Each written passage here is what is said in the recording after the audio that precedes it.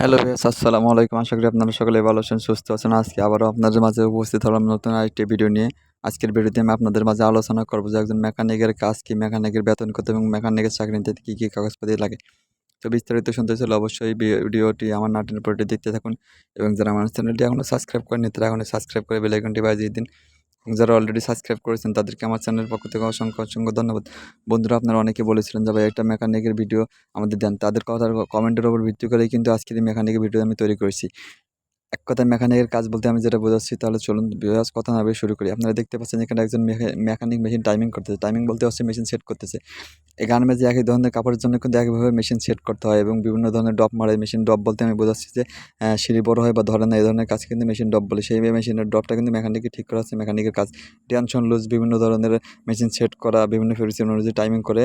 এক কথায় যেটা মেকানিকের কাজ আমি বলতে বোঝাচ্ছি, মেশিনের সমস্যার সমাধান করাই হচ্ছে, ঠিক করাই হচ্ছে মেকানিকের কাজ।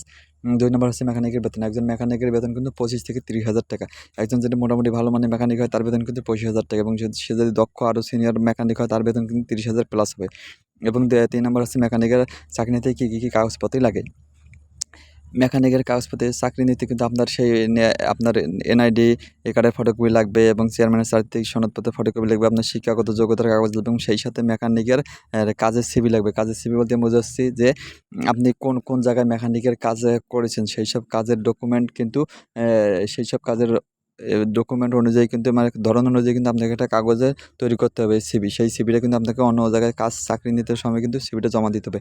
আপনি যখন অন্য জায়গায় চাকরি নিতে যান সেক্ষেত্রে আপনার মেকানিক ইনচার্জ কিন্তু আপনার সেই সিভিটা যাচাই করবে যে আপনি কোন কোন জায়গায় মেকানিকের কাজ করেছেন। তো ভিউয়ার্স, আজকে এ পর্যন্ত। ভালো থাকবেন, সুস্থ থাকবেন এবং আমার ভিডিওটি ভালো লাগলে অবশ্যই একটা লাইক দেবেন। আল্লাহ হাফেজ।